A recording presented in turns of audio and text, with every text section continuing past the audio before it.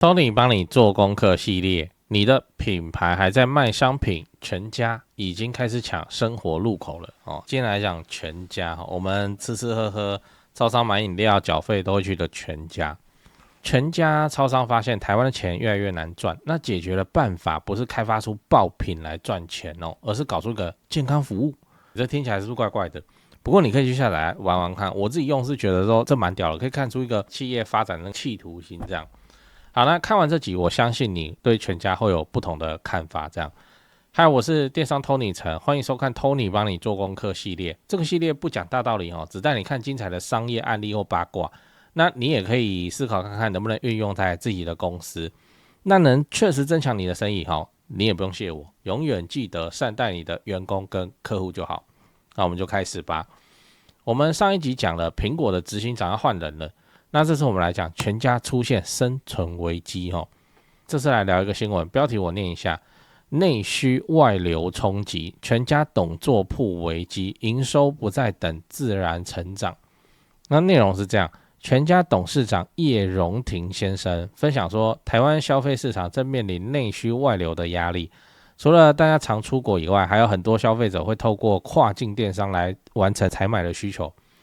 讲得很好听哦，这个跨境电商就淘宝啦，对本土零售带来不小的冲击。然后提到说，全家在2025年多开了151间店，那今年新开了21家，但是关店数也在增加哦，显示成长动能已逐步向寄存店营收提升，而非单纯的去扩店增加营收。意思就是增量没了，现在要玩存量了，开始内卷要卷起来了。他的意思就是说，全家现在扩店速度会开始下滑了，那增加营收的做法就会变成是要想办法提高单店的收入，而不是说哪边好像还有钱赚，我就去再开一间然后大家都不用动这样。那未来成长的方向他也点出来了，你看我划线的地方目前观察到消费者长期最在乎的4大价值，分别是便利、健康、陪伴、永续。这调查怎么做的？一个超商，然后弄出健康、陪伴、永续。陪伴是怎样？你要追那个工读生所以这4个方向就会是全家未来的成长动能。那我们这次的讨论我就先聚焦在健康这一块。你看我划线的地方展望2026，全家将化身健康解忧站为策略目标，减轻忙碌消费者的饮控摩擦力、饮食控制好，这就是他们健康上要布局未来的方向。我们先来讲全家怎么做健康赛道。那一样我们先讲坊间比较常听到的说法。先看一下这篇新闻标题我念一下：全家健康饮食飙破65亿元，分众便利饮控成零售新刚需。那内容就是全家其实从前几年就有在把自己的产品方向往健康饮食去靠拢啦，所以相关的产品营收也都突破了65亿元新台币。那我也简单讲一下说这几年的操作来，2019推出健身餐盒，有啊，我们去全家都会看到嘛，还不便宜嘞，反正就是补蛋白质的一盒小小的这样，跟那什么琉璃掌鸡肉饭用同样的纸盒这样，我有买来吃过，我吃不饱呢，我没多呢，我大颗吃不饱呢。那年销售突破12亿，我觉得那个是不是女孩子在吃的然后2023年推出自由蔬食品牌直觉生活，就素食，这个真的要鼓励一下，就是蛮多的，那品项真的蛮多。吃素的人很辛苦嘛，就是看别人那样大鱼大肉，然后他自己就会吃一些很像预制食品的东西，那心情不美丽那直觉生活这个蔬食品牌去年的业绩也超过8亿。那今年推出了全家 APP 的改版，这个改版蛮厉害的就是在全家的 App 上多做一个健康的功能，只要你输入你的身高、体重跟饮食偏好，它就可以根据你的需求，直接从全家商品里面推荐适合的餐点来给你吃。听起来就是想方设法拐个弯要推荐自己的产品嘛，对不对？来，厉害的来咯，你可以直接拍餐点给他，然后他用 AI 帮你辨识说这份餐点的营养成分。那这样你就不用自己去算什么热量什么的吗？你看健身教练不是开食谱就是在忙这些东西结果现在用这个免费全家 App 就可以了而且它的饮食计算又是通过 AI 意思是可以给你客制化。你不知道吃什么，你就是开那个 App， 然后照它的推荐去吃吃看好了，你能吃到很多那种以前你不曾接触过的食物的风味。也就是说，它这个 App 能够极大程度的解决人生3大难题。哪3大？早餐是什么？午餐吃什么，晚餐吃什么，是不是只要你有这个 app， 你人生的困境直接减少一半？这花时间在想说晚餐要吃什么，真的是很，对不对？不算有产值的事情。然后最好是我也不想花那个脑筋去思考，你就直接给我，然后我吃一吃，我还要觉得好吃有点那种任性的要求。那这的确是一步好棋啊。好，接下来就很好想象了就是说，当你用这个方式让消费者养成每天打开全家 app 的习惯，你还会担心消费者不来全家买东西吗？对不对？那我比较看重的是全家透过这个做法，让它的 app 脱离了单一功能范畴。这什么意思？就是你什么时候会去开全家 app？是不是就是结账的时候那边什么开会员刷条码嘛，对不对？这也是很多消费性 app 的困境。消费者只有特定场景才要把你打开而已，用完就关掉，就这样。那你说你可以做 app 的推播啊？我跟你讲，在实务上大家就是很烦那个推播。苹果手机也是嘛，要不要允许通知通话是不允许的，一堆消费者的推播都是把它关掉了。所以你推播一堆活动，你等下看到的时候都过期。好，但全家这个操作就怎样？就是让消费者多打开一个 app 的理由啦。我就要记录我的饮食啊，那我就打开 app 上传我的3餐。所以消费者一天打开 app 3次，那你销售机会跟广告曝光的机会是不是陡然增加？所以我才会说这个棋下的蛮漂亮的。也回到说全家要做健康那不是直接让你变健康，而是就是一个拐弯的打法蛮漂亮的然后我们来讲全家其实想要做的是什么。先打10秒我自己的广告如果你看到这边觉得还不错，记得帮我按订阅，也欢迎直接加入我的频道会员，让我有动力可以去做出更多精彩的影片，平衡一下制作成本好，那回到正题，我们讲完比较基础的操作之后，接下来就来讨论说，以我在商业上的经验我认为全家其实想要干的是什么东西。先说结论，就盖一个你离不开的生活基础设施啊还记得我们一刚开始讲那个全家董事长叶荣廷叶先生在担心什么吗？他在担心说，现在台湾的消费者都出国买东西或是直接买跨境的商品。好，那他提出的策略解法是什么？第一招，打不赢就加入我就是不可能阻止你去买跨境的商品嘛，能够做到这件事情的只有政府可能海关只要是看到淘宝来的还是中国来的，全部都给严查，只能是这样嘛。然后像那个 iHerb 不就被弄了嘛只能是政府的力量，否则的话是没办法阻止的。既然我没办法阻止，那我帮你买啊，对不对所以有了跟日本日货比比昂的合作，让你买日本商品更加方便。反正你去日本还不是要买这些东西，还占你的行李很麻烦，直接我就帮你买不就得了？你在那边带来带去，这个像代购的行为，我直接用进出口我帮你做好，来第二点，做跨境无法取代的事情那是什么就是我们刚才讲的一日3餐嘛，加崩嘛。你跨境怎么去帮你解掉一日3餐？你要买预制菜那再来是你再喜欢出国，你回台湾总是要吃吃喝喝嘛我帮你搞定啊。你在台湾吃饭的事情你看我的 app 啊，我推荐一个健康餐的 app 给你，这不 OK 吗？你不是重视健康？然后我也推荐给你，你就吃那个高蛋白然后那个轻量减轻负担减负的东西的，结果你还是跑去吃炸鸡排，那你怪我咯。就这样那消费者对自己有健康的期许的话，就继续用下去。所以不管你的消费是想要往国外跑，还是留在国内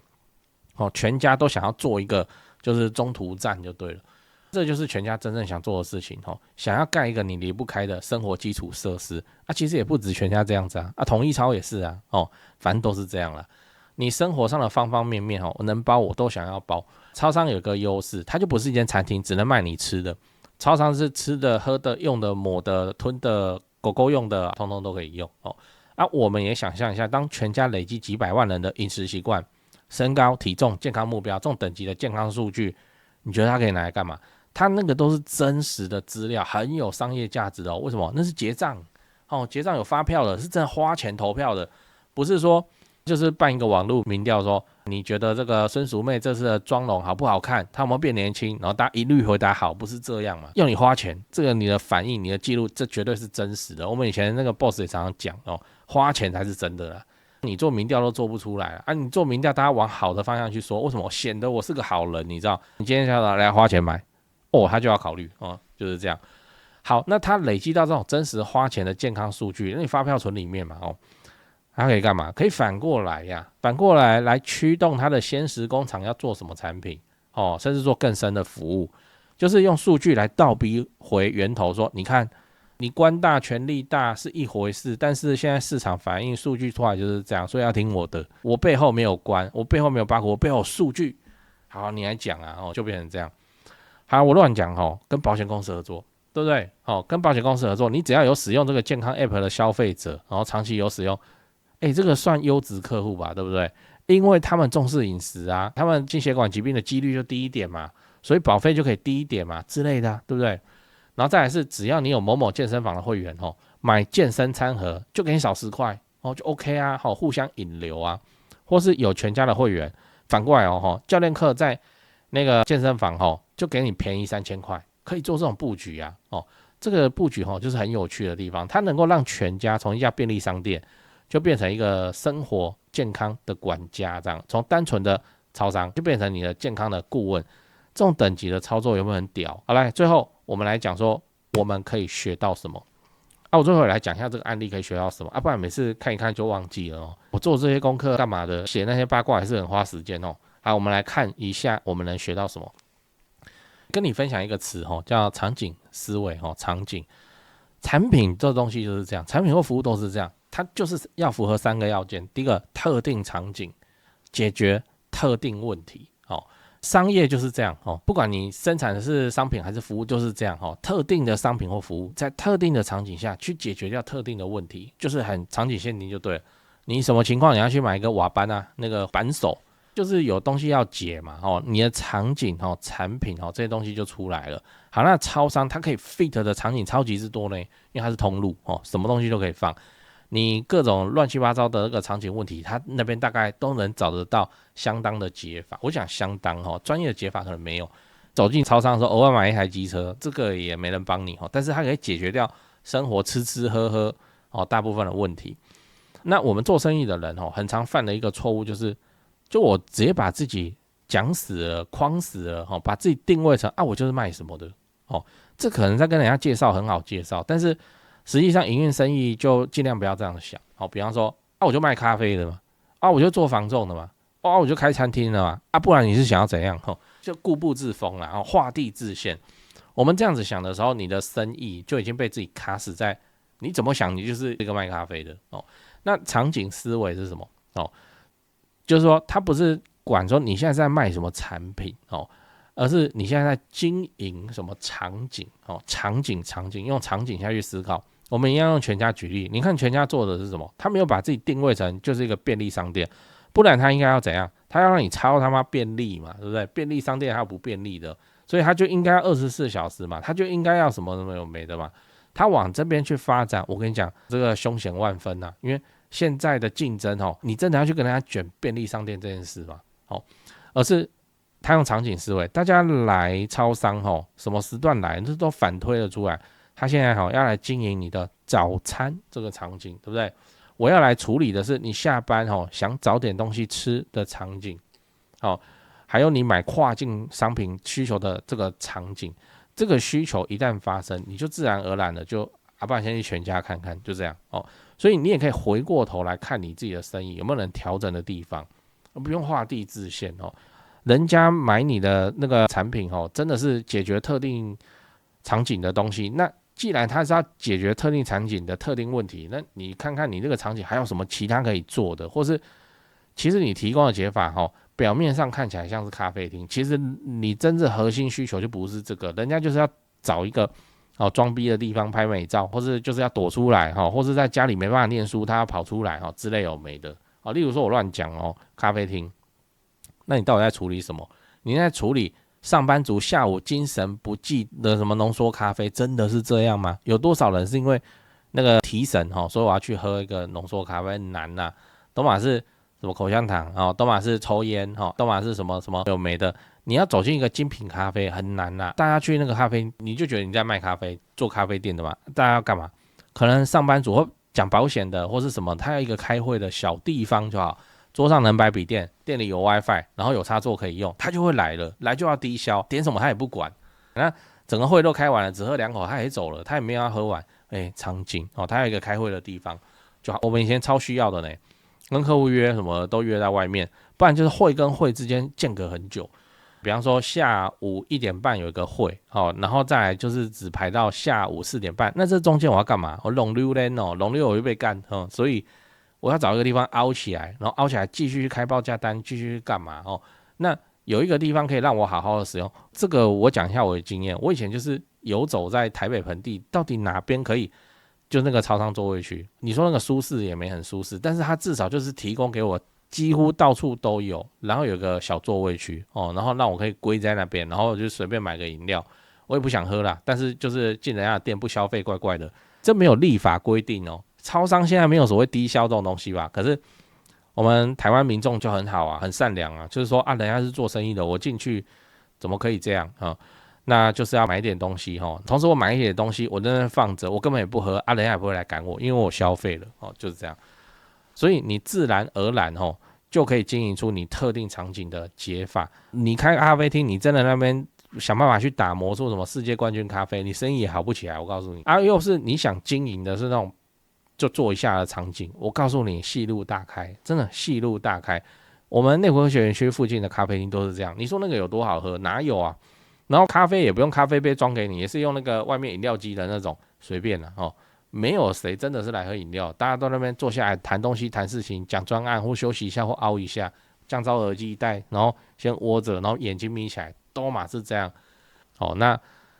这个就是场景，你设定好场景你的经营策略自然而然会不一样。那你不一样，你差异化就出来了。以后人家说喝咖啡，你要喝哪家的咖啡？不会这样子问说，我们去那边好不好？去那干嘛？没有随便点个咖啡就这样，什么都不知道你就点个冰美式嘛，冰美式就不会怎样嘛，应该没有人拒绝冰美式嘛，你有在生酮，你有在干嘛的点个冰美式喝下去，无糖也没差。好，那你的服务就出来了，你的价值就不一样，这就是经营场景的好处。卖场景的人就很容易就是一辈子就跟同行在那边干嘛，在那边斗价钱。你牛仔裤这个价钱林北比你还便宜，然后他看一看说，看怎么他比我还便宜，好，我们想办法降价，我们看怎么样，我们少一个口袋比他还便宜之类，就会走入邪道但是如果你是经营一个场景比方说现在网红网美外派你穿这个就对了因为这个的话很修饰推行，好，只是你的用料、你的价钱真的都还好经营场景的人就有能力去。就活得比较舒服，你知道，也有破局的机会，而且他日后要调动不然你会被绑在那个产品上。这个产品现在市场好就好市场不好你就局了，就这样。那我也期待未来你可以在留言区里跟我分享说，以前你遇过什么困境，然后有类似的，就像我今天讲的一样，经营场景，你是怎么破局了，取得什么成绩不然你来拍好了，我来邀请你来给我访问我们一起来中小企业老板们取暖，讲一下说。不是只有大企业才能做场景的事情，而是小企业也通通都能做。今天的分享就到这里，也欢迎你底下留言分享你认为全家推出健康 APP 以后，它下一步棋应该会是什么？你的留言我是都会看，然后我这个频道有开通 YouTube 频道会员，我要直接请你刷信用卡支持我让我可以投入更多的钱跟时间，把节目做得更深入、更好看。把商业世界中人家做生意的成功之处、失败之处，我都拆解给你看。电商通理层帮你做功课系列，值得你加入频道会员。我要平衡一下外包制作成本，祝你生意兴隆，祝你开车在外都刚好找得到停车位。那既然讲到全家，就来分享几个全家的八卦来，第一个八卦，友善时光，对不对？刚推出，反正就是那个鲜食之后就要报废了嘛，所以就过了一定的时间以后，就会，我记得是晚上7点吧晚上7点以后，你才去买那些鲜食便当，它会给你便宜那都被人家戏称什么乞丐时光我以前常吃没办法我们忙完一个会议或是干嘛就是那个时间说我都变成那个乞丐时光的忠实消费者反正就去吃这没关系我真的觉得没关系我是很相信说超商的那个中央工厂做出来的东西比我去那什么饮食街小吃店做出来还要干净又卫生。当然啦，最近脆上又有出现一些有了没的，中央工厂那边源头就有问题，还有蛆在爬，那是一回事，总之是几率问题好，那友善时光这个东西这个有状况那当时全家说听说啦，这都听说的就是高层有反对友善时光这个东西，为什么？因为按照台湾人的习性这都不用高层我们自己都是这样觉得就是说所以你晚上7点会打折打那么凶好，那我就7点再去买就好。好，那是不是变成我这个店7点以前我都别想卖？就不用卖了，我就等7点以后人才会涌进来，这样我的东西怎样，我就直接我毛利就爆炸了嘞。我原本是为了要处理掉，不要让这些东西变成我的库存少赔一点。妈的，现在大家直接来买我的库存就麻烦了那变成我原本该赚的钱都没有赚到，所以友善时光这个东西应该不 OK。内部一定有类似的讨论，绝对有像双11也是，我们明明就知道。电商双11会超级便宜，一年当中最便宜。当然近几年不是了，但是以前确实是这样嘛。所以又怎样？10月根本没有业绩，你知道吗？他妈大家都在等双11，10月你怎么做，你就是没有业绩啊！这只是把正常10月要花的钱，通通挪到11月去花，你还要给他大量很深入的折扣，这他妈对不对？这个很糟糕的事情啊！所以友善时光差不多的题目。那后来是怎么样？后来是数据记录，说有一个数位团队他是强行在门市测试，然后检查那些发票调资料，然后发现什么？就是会去买7折便当的人，大比例是因为什么？就是省钱族群嘛。要不然就像我这种，那个我下班的时间或我有时间溜出去买吃的时候，餐厅都关了那这个省钱族群，他有什么理由？他要进超商买东西吃，很难嘛，对不对？他就要省，他就不会吃超商了超商是卖你便利，然后东西又不便宜，好，省钱族群。好，那省钱族群买了这个便当以后会怎样？他买饮料啊，对不对？他会顺便买其他东西啊。此时我友善时光是一回事我这个便当它降价，可是就灌了饮料啊那这样的话，我的总体客单价跟以前差不多，甚至还略高。好，这个生意就可以做我们就有全台吃不完的乞丐友善时光了。对啊，所以这个也很不错啊那友善时光就是这样。很合理嘛？想想台湾人就是要打折我才会去那现在这反而说这边带路机之前讲过的带路机友善时光列来然后你除了吃完便当以后你要买个饮料，你要干嘛就这样。好，引出第二个八卦，你有没有发现超商现在超多商品都在做联名呢？联名呢，饮料也可以联名然后那个鲜食也可以联名，然后一大堆东西一大堆商品都在做联名。那联名的对象还不包括是网红像九妹九妹联名，然后出了一个大麻烦以后全部都撤掉网红联名，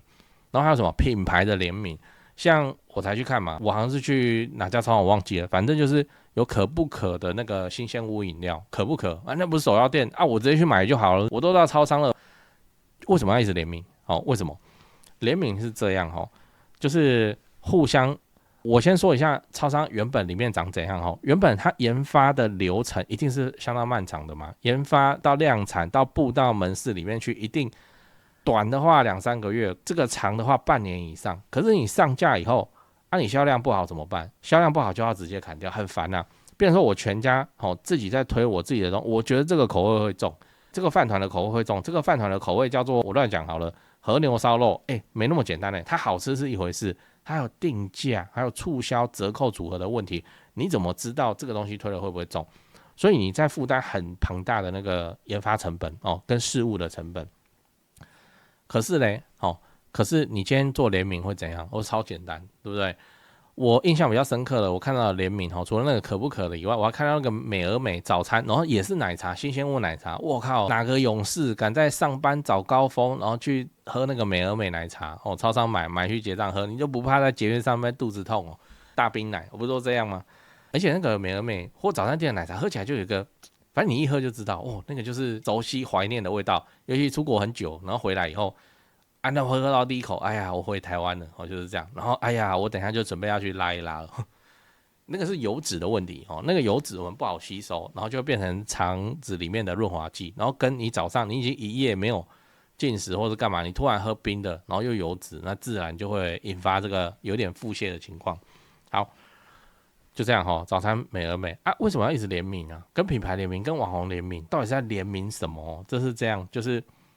你看全家他自己有他自己的客群，假设是我手上比的这个圈圈，那个网红网美那个品牌他有自己的客群这个圈圈，那我们就合作嘛，对不对不然网红网美自己要去开发一个东西，要铺到这个全家的通路上，你看看要扒它几层皮，累了半死。全家今天直接释出一个善意，反正我自己做新品，我也是卖的不好2个礼拜砍掉今天你卖的不好，我也是把你砍掉对我来说就是我原本的 SOP， 我没有增加什么工作量。然后我的风险降低很多。为什么？你有你的粉啊，你会去呼吁啊，你会去宣传啊，你会去叫你的粉丝大家来买啊。我们是都后，我跟你合作，然后还可以卖出溢价嘞，对不对？东西都一样，我只是包装上印的东西不一样，我东西就可以贵一点。像策略上，我记得 Seven 有推什么精华主厨，对不对？好，然后你找精华主厨，你不如找阿基斯，说不定阿基斯在收费还比精华集团便宜一点。那看到阿基斯在推荐，先吃再说，就是这样。对啊，就是我有我的客群，你有你的客群，行销上我要花钱打广告，你也要。好，那我们花的钱到底有没有重复的？那既然都重复了，那我们干嘛不合作？就这样，而且可以大量省下超商的行销成本，对不对？比方说之前有什么神早俱乐部嘛，鼎泰丰炒饭嘛，这个自己就会宣传了他都不用下什么广告行销费用，要啦加减下一下。但是啊，网红网美主要就是他会去负责了他也希望他东西卖得好，有面子啊，然后那个分润比较多嘛。好，行销的部分有那个网红网美去解决了。那网红网美自己要去生产制造，又没那个本事，又没那个钱啊。如果真的花得出那个钱的话，他又没有什么行销预算了所以就两边合作就好了啊。而且可以做出什么？做出消费者走进超商的理由。走进超商就没错。为什么？因为本来你不会去全家的啦你可能你家附近只有 Seven 或莱尔富，可是你喜欢的网红或者怎么有那你就去看看。然后既然都在超商里面卖，那价格也不会贵到天上去就很好啊，这就是多赢的结果。再来是那个有一个考量是说年轻化的续命单，就是现在的超商有一个中年化危机，很多年轻人越来越不爱去逛，他就觉得说去逛超商卡在那个结账排队就很烦啊，然后很多怪人啊然后觉得说这个是长辈在去的超商或干嘛。那他推出这个东西就可以适合拍照微波食品或甜点啊，他喜欢的网红啊那就可以吸引说这些年轻族群怎样就重新拉回实体消费。其实想一想也是这样，年轻人没有什么要走进超商，因为他要喝饮料都喝手摇，你知道，就是路边那种街边店可不可啊八药和茶啊等等的。那饮料反正有在喝饮料的人都觉得什么？都觉得我去超商喝饮料我才不要，我要喝现做现摇的，我才不要喝那个工厂做好冷冻过来的，这样好像饲料一样。可是出现了可不可。好，那可不可到底为什么要跟他合作？很简单，这个偏远地区没有开可不可，对不对？开不了啊。那个饮料店我乱讲高雄的湖内好了，我每次都把湖内拿出来编一编。高雄的湖内或台南的安定都是蛮乡下的地方，没有到很乡下。我先说那个台南安定、高雄湖内 ，OK 好。可不可在那边要开一间饮料店很困难的事情呢？因为那个开真的会赔钱呢，他当地的消费撑不起来。可是那边有超商啊，那边有超商的话，是不是就有可不可的饮料可以喝了可不可全台知名当地的居民也觉得说好好在市区的人都有我都没有现在有有就买来喝喝看就是这样。他可以直接把他的这个饮料布局到他喜欢的通路去，他接触不到的通路去。然后超商的态度当然是没差这样你好我也好我不用多做事我就是以前我也在送饮料送那些卖不出去乏人问津的饮料，我现在送你的而已对我来说是这样生产制造我也包了行销我也不用管了，反正你会去处理这样就相当不错。所以我们以上提到了就是几个为什么要做这个海量的联名来，第一个通路跟覆盖率对超商来说，它可以维持说，我每个礼拜、每个月都有新的联名上架，可以维持那个话题性，这很好啊，维持这个热度，大家一直会想说路过吧，走进去看一下现在有什么好了。然后网红或是品牌他们就可以怎样，突然很有影响力，因为它铺到全台湾，这个超商通路直接全台湾，离岛都是。你想想看一个。超商他要布到离岛要开店，那这多难看能不能找当地人，找台干去，要不然他的住宿什么成本都很高不如就还有超商这条路那我们试试看，赚少一点没关系，能让那个离外岛也能喝到我们品牌，这个比较重要或者也能吃到我们品牌的东西，这比较厉害。我乱讲，像澎湖没有鼎泰丰，对不对？但是澎湖的超商买得到鼎泰丰炒饭那有第二澎湖没有鼎泰丰，鼎泰丰也没有办法去澎湖开一间。你要他赔钱那距离澎湖最近的鼎泰丰在哪边？我刚刚看了一下，叫做高雄，直接就跨海了就是这样。但是我今天走超商这个通路，我的影响力可以轻易的铺到离外岛去、偏远地区去。行销成本优势这个不提了这个大家想一想就知道了。那再来是数据跟市场的测试哦，在超商来讲哦，他获得该消费者对该网红品牌的真实数据，就是说这个网红到底行不行哦？这个网红发现他们蛮厉害的，然后千进时中他有类似的商品嘛，那以后我们就可以多跟他合作，就变成票房保证了啊，这有不好吗？哦，那个网红网美哦，它可以怎样？就是它可以借由超商庞大的销量哦，来测试一下说，那我以后自己开到底是有没有搞头？还有利润与变现的部分，就是说超商获得什么利益？就是今天这是网红牌哦，所以它可以卖的比普通鲜食还要贵20%到30%。比方说，我出一个饭团叫做鸡肉饭口味，你想没兴趣，然后出了一个琉璃掌鸡肉饭，它到底是谁？不知道，试试看，卖的比较贵，我也能接受。假设今天是你喜欢的网红，然后出了御饭团的3个口味，就可以买贵。料都差不多。在食品制作上真材实料或是比较昂贵的食材，它当然会明显的左右成本，但这个也有很多可以调整的地方。比方说金箔，食用金箔，我以前很爱用这东西食用金箔它可以吃超薄，那个薄到说你不小心一口气，像我正常讲话，金箔如果在前面它就飘走了，就这么轻。使用金箔超便宜的呢，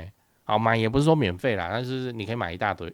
然后你遇到什么什么食品你就给它贴上去，它看起来就是尽显贵气啊。那我就贴一张金箔，那个真的要算成本那可能一张不到0.01新台币，可是对不对？冰淇淋上整个金箔要裹上去，黄金冰淇淋，哇，对不对？你要多卖20、30，人家还觉得说哇。多花20块、30块，我会吃到黄金真的假的？那我的便便拉出来是不是也是金色的？我好想看，然后就去买就是这样。好，那个溢价再来是网红、网美他们或品牌他们获得的是什么？高毛利啊，对不对？我不用真的去开店，我不用真的去承担那个生意风险那我就有机会卖的很好的时候，我的分润很棒那卖的不好的话，这应该都有谈所谓保底抽成，但就是损失有限。那总比随便要开10间店直营店还要便宜很多吧，所以这个都可以去试就是联名那联名也是电商技法中一个很主流的技法，但这个改天有机会再说。总之就是我觉得很好啊，超商这样子一直去联名我身为消费者，我一直有新东西可以看，那个很雷的我喝一下，或是我喝之前我查个萃，我就知道好不好了嘛这样久了以后，市场进行一波生死淘汰以后的联名出来的口味价格都很强，都很厉害身为消费者，我们的体验更好，消费更到位，非常理想